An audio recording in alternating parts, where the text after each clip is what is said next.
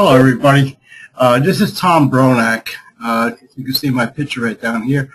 I am, you see my address and, well, my contact information here should you ever want it. Today I'm going to talk to you about how dashboards can improve efficiency, specifically in the area of recovery planning and activation. But the dashboards can also do the infrastructure, the systems development lifecycle, and compliance as well. All right, let's get going on the dashboard, and I'll show you why I developed it. My last project was a very long project, and it had worldwide implications. We started out with a bid, and there was an RFP sent out by the customer. We responded by presenting a bid and a statement of work, which led to our developing a project plan with the scopes of the project, the goals we were going to achieve, and our time frame. The first phase of the project involved doing an inventory of all of the existing locations that the customer had, and they were all around the world. These locations were housed by vendors, or they were in rented facilities or shared spaces, but they were really outside of the control of the company. And of course, one of the major goals of this project was to get everything under the company's control. We started the project by then building 3 regional data centers, which I'll show you in a second. And we transitioned the equipment by taking it from its present location and moving it to the production sites. Not changing the equipment, but just simply moving it there. We then verified the operation was correct, just like it was in the original site. At that point, we built a recovery data center that would be our own in-house data center for all the production sites. At that point, we converted all of the equipment into a VM type of equipment and virtualized everything.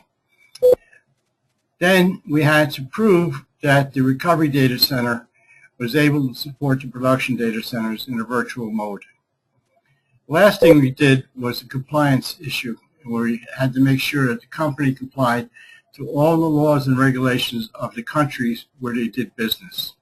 Well, as you can see, this is a very extensive project. It required lots of people.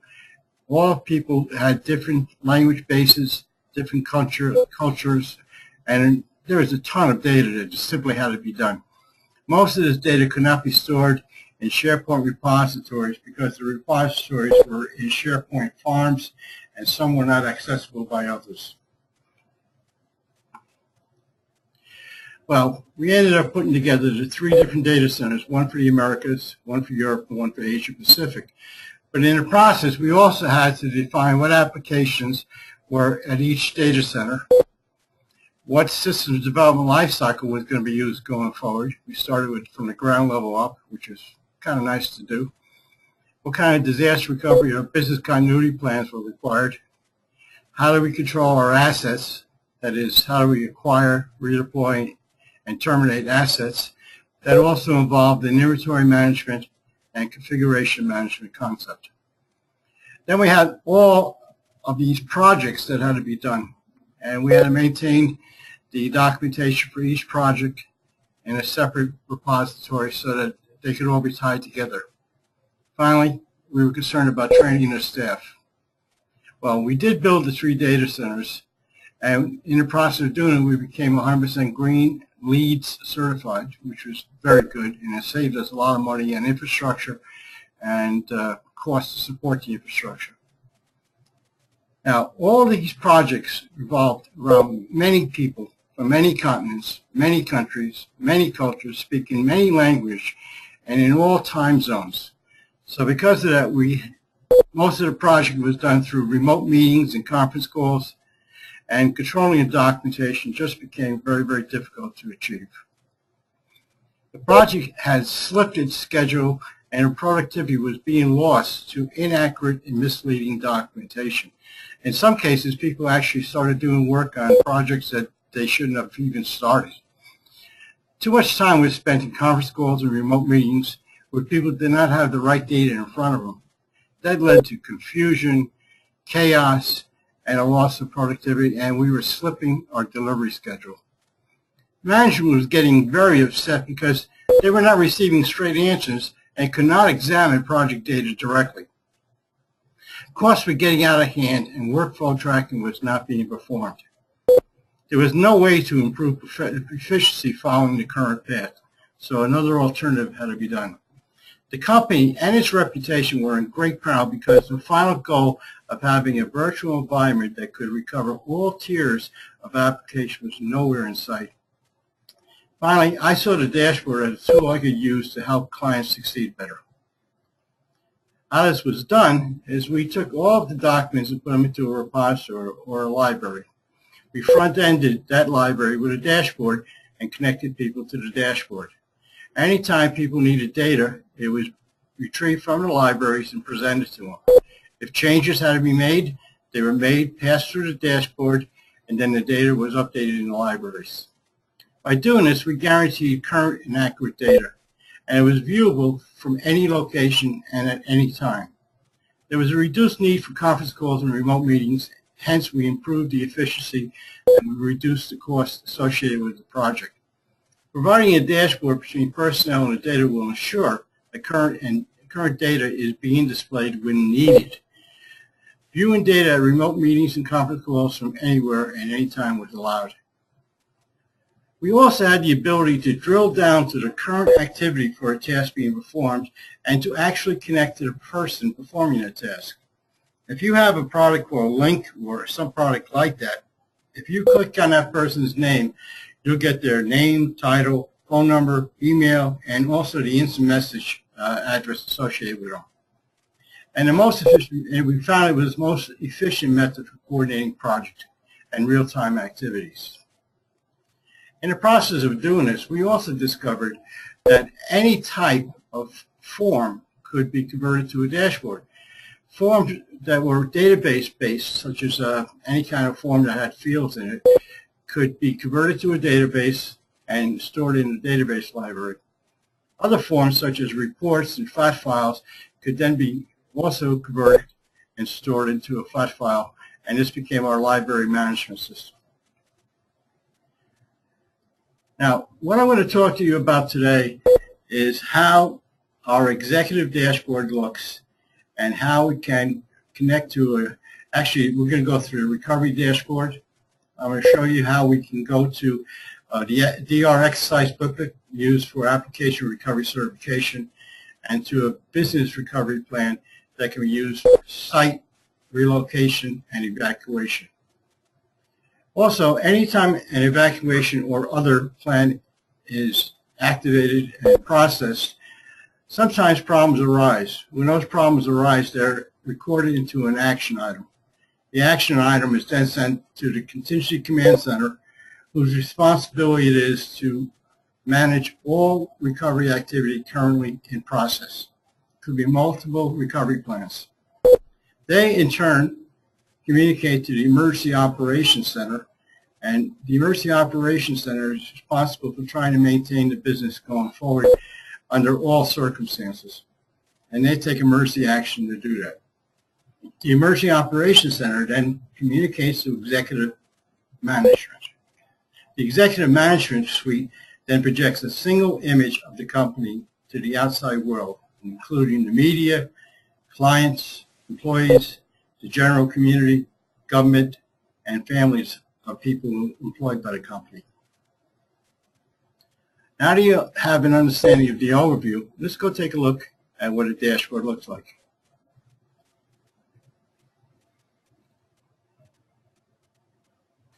This is the executive dashboard, and it's used for enterprise resiliency and corporate certification, which is recovery management and the compliance to all laws in every country where you're doing business. The executive management dashboard is broken into 7 sections, each section having 13 steps in it, a total of 91 steps. The management guidelines and goals is step 1, or phase 1.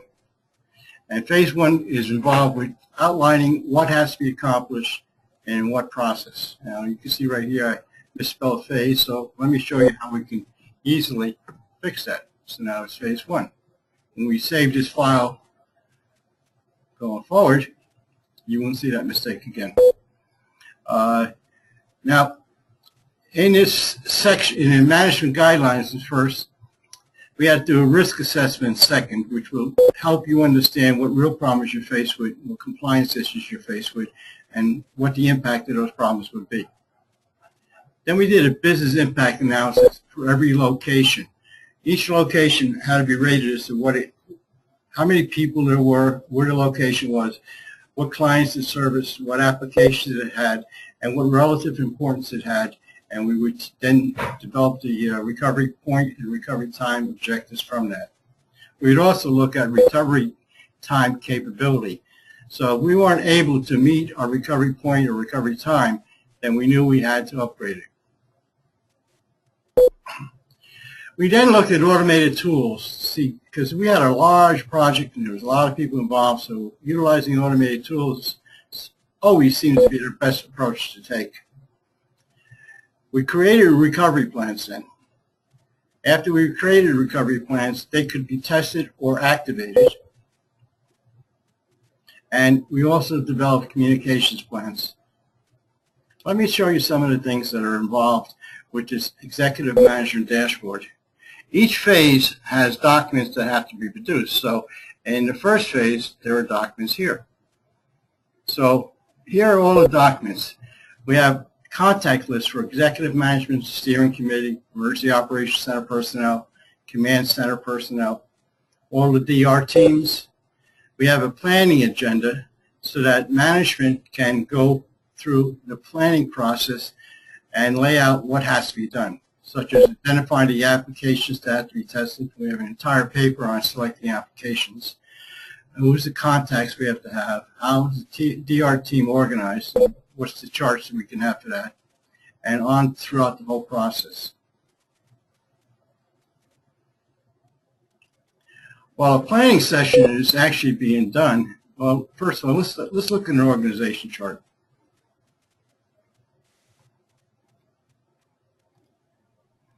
The systems management organization is an important issue because it really is in charge of taking care of the environment, and it's broken into the following areas. Resource management is over here. Well, we look at the service level contracts and service level agreements that we have in place, and we know we have to adhere to them. Then we have to acquire assets for every new application or service that's being developed, and they have to be implemented. That means that the asset has to be acquired, it has to be identified and acquired, it has to be purchased, it has to be delivered to the location, and then it has to be installed.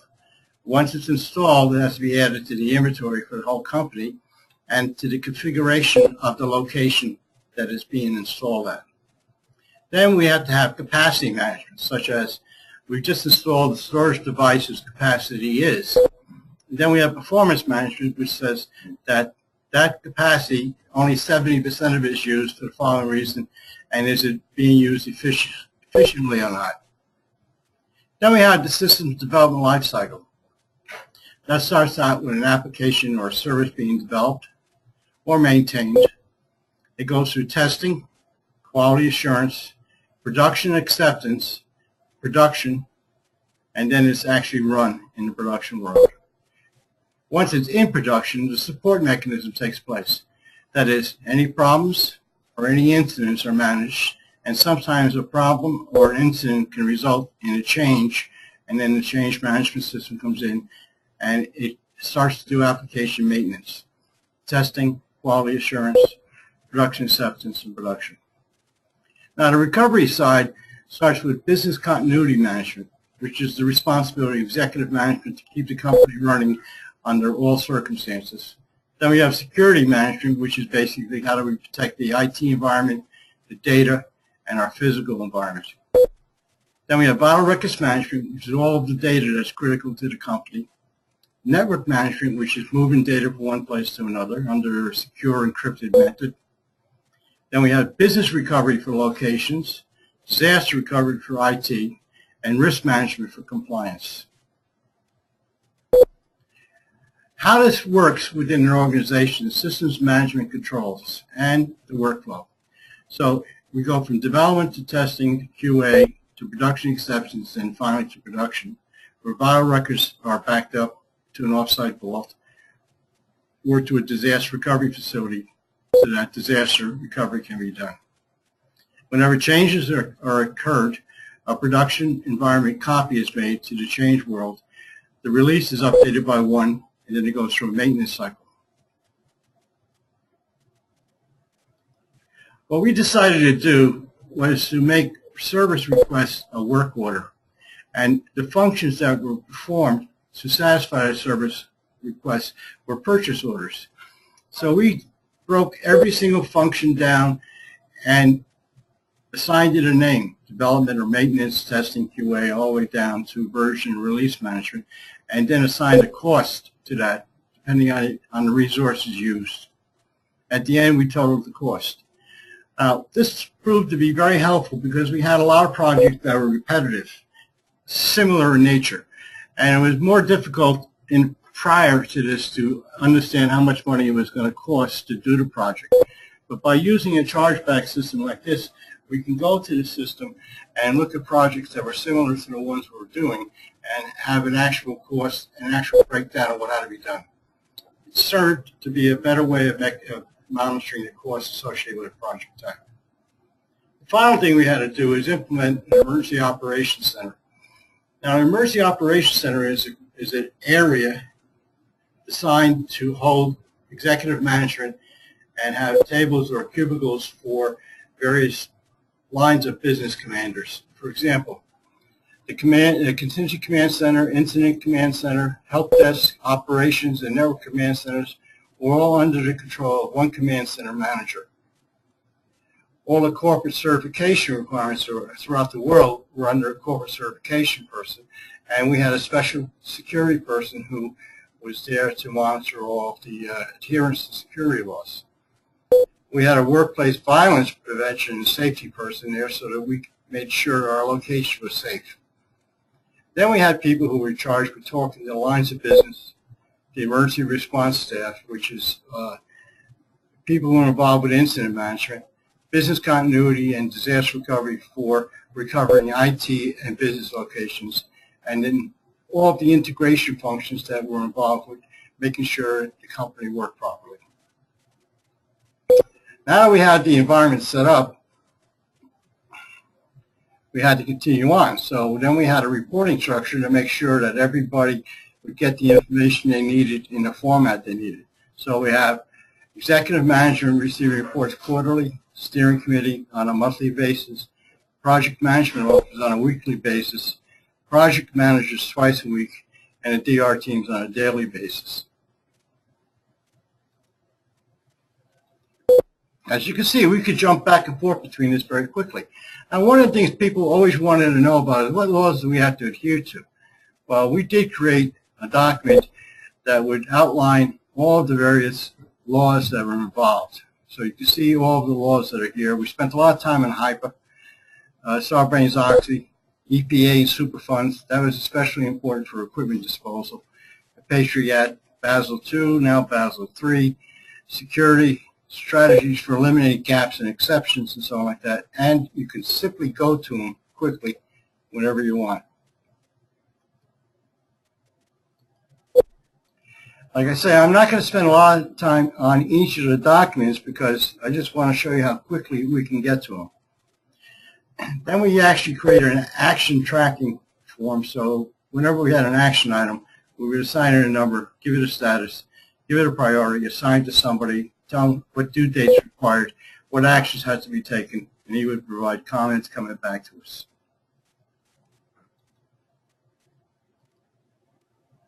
Other things we had were performing a technology risk assessment. I'm going to show you this now so we don't show it again later on. This was, how do you do a technology risk assessment? What results should you expect? And this is from prior experience that I've had. It tells you all about what is a technology risk assessment, when is it needed, what benefits do you get from it, what is a risk assessment? It's independent. The experienced people do it is flexible, it's confidential. The overall approach, how you balance it, the tools that you use, and so on like that. Now, again, most companies would have to go out and hire somebody to get this done, and you may still also, but at least now you have an idea of what it is that's expected. Another thing is, especially for operations managers, we want to know how we can optimize the data center. And optimization of the data center has changed from the old world to the new world, because now the value of the data was simply availability divided by upfront costs. Now we have availability times agility. Now, agility is the VM aspect of it. So instead of having one server in one application in one server, now one application in any server. So it can bounce from one server to another. Hence, the agility is there. So the total cost of ownership goes down, and the performance goes up, and the value goes up as well. It's a good article.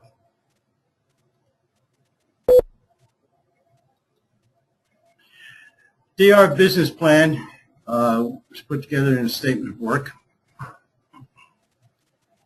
And come on. All right.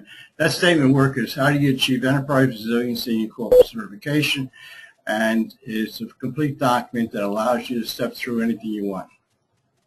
Again, you should be able to step from the menu to any location and see what it is you're looking for. Now, we did it here to guidelines all the way through so that we always knew where we were and what we were doing. So we had a DR planning guide, which was put together so that people assigned to the disaster recovery process had an idea what disaster recovery was and what the dashboards were that we were using, and they could simply go through the document and gain an understanding. Now, this document also helped them understand supply chain management, selecting applications, salvage and restoration, things that people weren't always aware of. And it worked for both the disaster recovery and the business recovery aspects.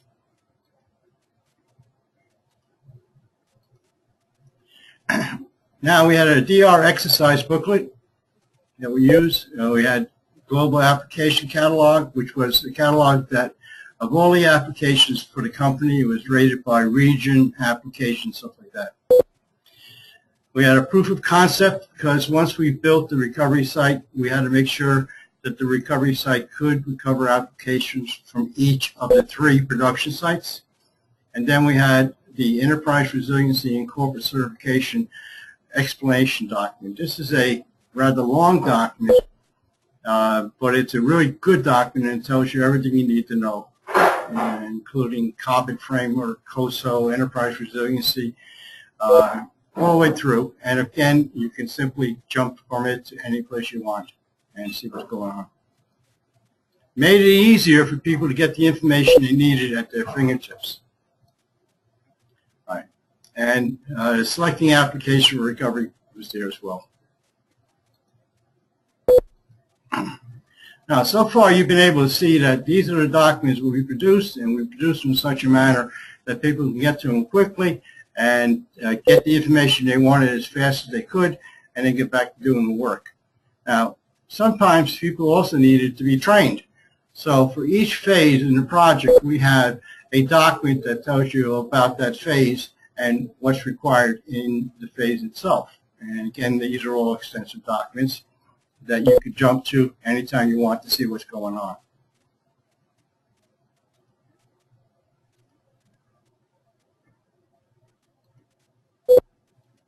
All right, and it goes all the way down to stuff that's just very, very important to anybody, including VMware and vSphere, and a listing of industry standards. Now, this is an interesting one because I actually utilized my own website to do it, because I had all these documents on our website anyhow.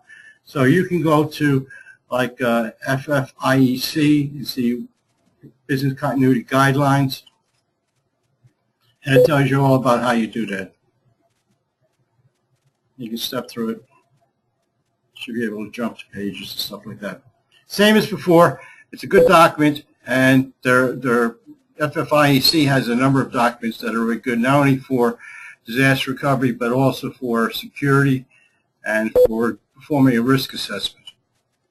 Security guidelines, operation audit guidelines, manual on building and business continuity plan. This is the ISO 22313.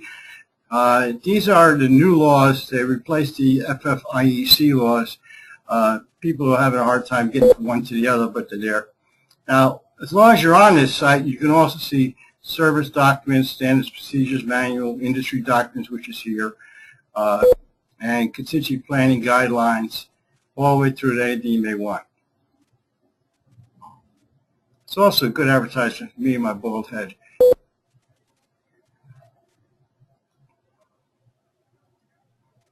All right. Now that we've shown you the training documents and the documents produced in a phase, we can then start looking at what has to be done. And one of the things we did do is develop a project plan using MS Project. Now, for Europe, Americas, Asia, they're all the same. First thing we had is an infrastructure readiness. Now, in the recovery site, there's pools of resources that are available. And this pool of resources is allocated to applications or services. Now, services is a group of applications tied together that need to be recovery tested. So you would tell the infrastructure group, it's a recovery site, what resources are required to support this application. And they would then go out and accumulate the resources required and make them available for the application, and it's being able to be tested. Now, the other thing the infrastructure readiness group does in performing this, and you can see that here, is they also take the backup tape from the production environment and restore it to the recovery site, and then use that to synchronize the replication of data. So the recovery point application is synchronized to the data. And we also, when we recover or restore a tape to the recovery site, we put it into a virtual tape library. So from that point going forward, data deduplication is used and less information needs to be transferred to keep the recovery tape up to speed. Now, each one of these tasks, by the way, is commented. So if you go to the notes area, you can see exactly what's being done. It's a bad one to choose, but let's try one here. There you see a lot of information being done. And that goes, now the DR planning phase is when we're actually having meetings and talking about what has to be done. The DR pretest is when they actually say, all right, we have a test, we have an application selected from the DR planning phase, and that one's going to be tested. Now, at this pre-test stage, the recovery site is established for the application or service that's going to be recovery tested. And that includes the switches from the production IP addresses to the recovery IP addresses.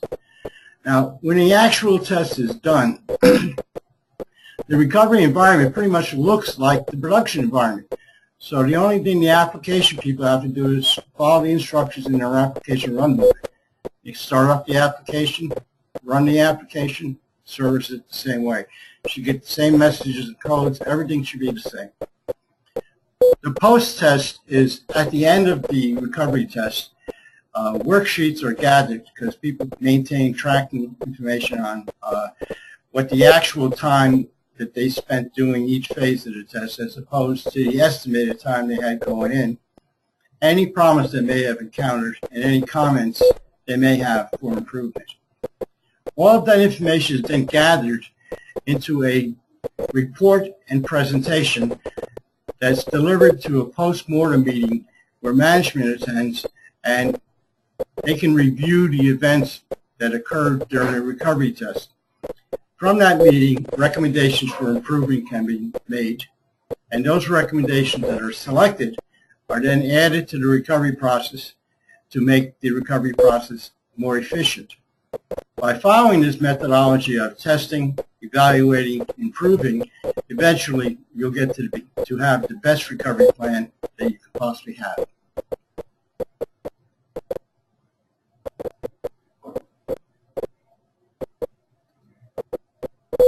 Okay. Now, we've done all of that. We've defined the compliance laws. You know all about that. Then the selecting automated tools is laid out. We look at the business recovery plan for a second. Now, the business recovery plan is for a site. This is a template type of plan that you can simply put in your logo, fill in the blanks, and it's ready to go. Excuse me. The things that I want to point out in this plan, though, is, there's immediate actions to be taken. There are actions that have to be taken over time. Like after 3 days, what do you do? After 5 days, what do you do? But the first thing I wanted to point out was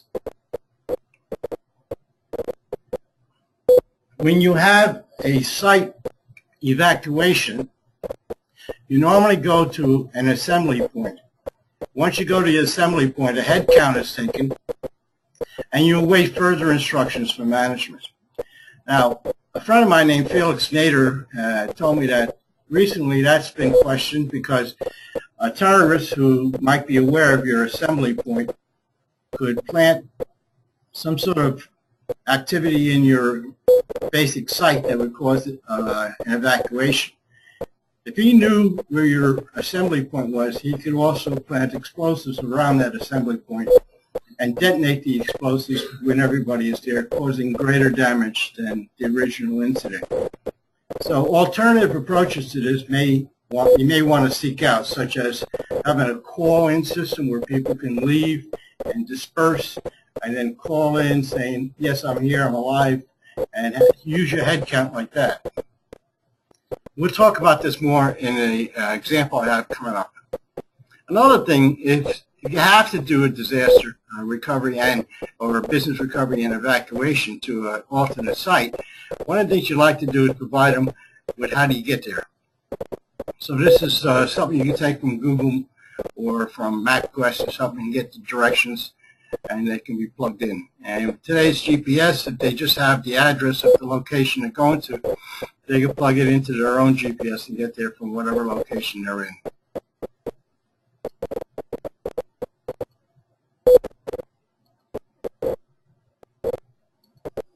All right. Now, this is the last phase of this presentation, but it's the one that I think is kind of the greatest impact. So what I selected as an example of an active disaster recovery is a site evacuation. Now, what happens is that a disaster event had occurred, and what the event was is that we had a fire that was recognized in the break room in a microwave. All right, so what happened was disaster was declared because there was a lot of smoke pouring out of there, electrical fires being like they are, and the disaster recovery team leaders were notified. They notified their team members, and a recovery plan was initiated. In the meantime, the fire marshal was going through the building to make sure that everybody was evacuated. Lo and behold, when the head count was done, it was found that 2 people were missing. Well, that caused a big problem. Now, if you were a manager and you wanted to get to the person who was actually responsible for doing this head count and running it, you can click on that person's name and receive information like this. His name, the company he's with, in fact, he's a contractor, what his phone number is, his email, and his IM number, IM address is. So you use that information to quickly get to whomever it is that's conducting that task. Now, from that, an action item is generated.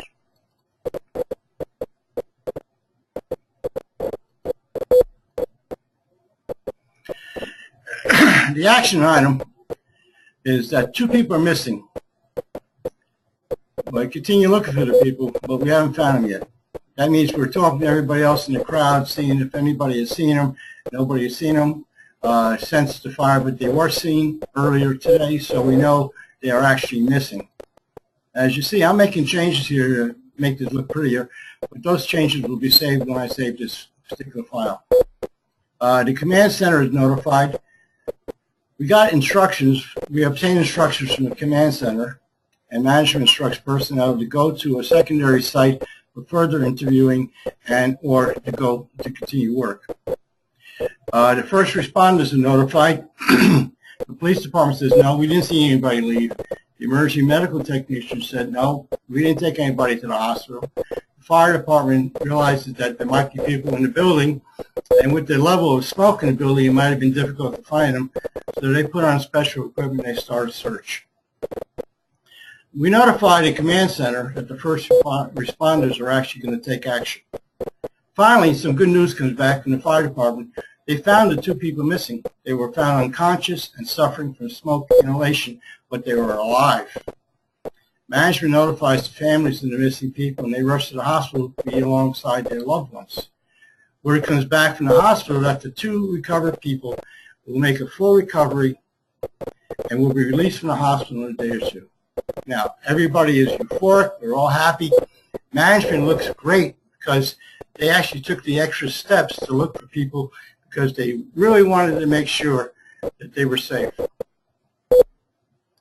right, now we continue on with the disaster event, and they notified the head count missing on, and provided instructions to enter. Primary site is protected by security, the department, while salvage and restoration vendors are called in, and the business recovery site is notified that we've declared a disaster, we're going to need the site. Unfortunately, the business recovery site says, hey, you know, we're filled. There's other companies that declared disasters, and we have a first come, first served policy, and that's in effect, and unfortunately, we don't have any room for you. Another action item.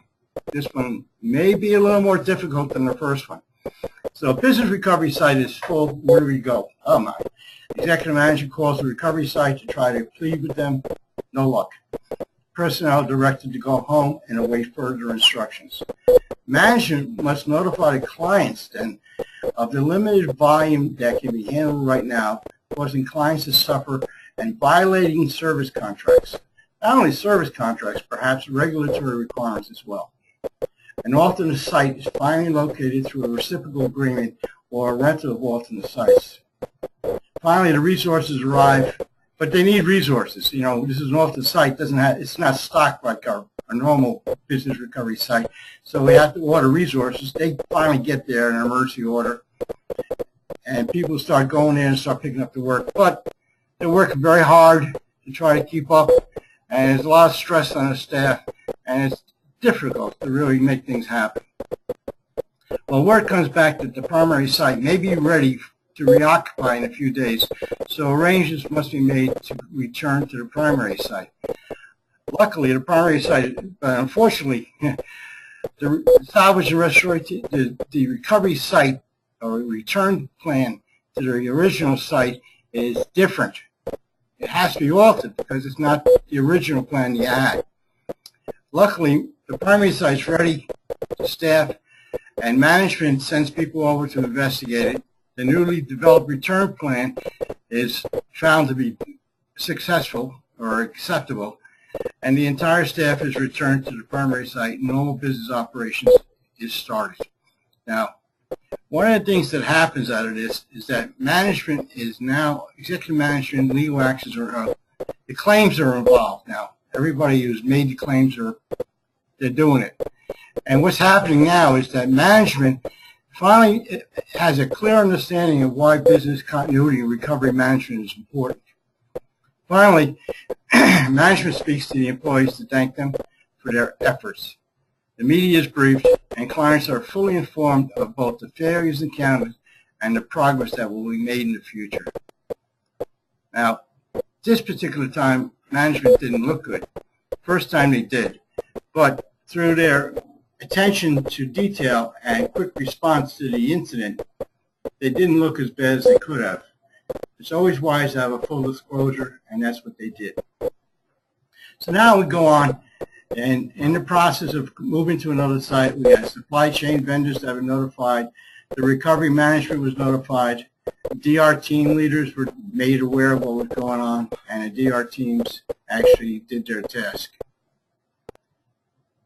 All right, so once all of this is done, executive management is happy, people are happy, work is returned. Unfortunately, you still have to deal with some claims that have come in, and that'll be done. All right, so that's pretty much the end of showing you how dashboards work. And again, what I wanted to show you here more than anything else was how quickly you can use dashboards to achieve whatever information requirements you need.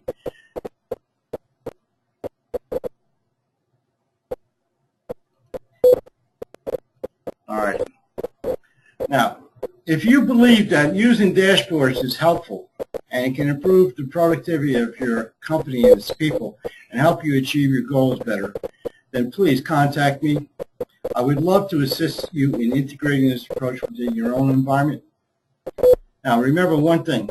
This approach uses your existing data, so you do not have to change information to adopt to this product. I thank you very much for your time, and everybody have a nice day. And I hope to hear from you so that I can provide you with the assistance you may need. Thank you. Bye now.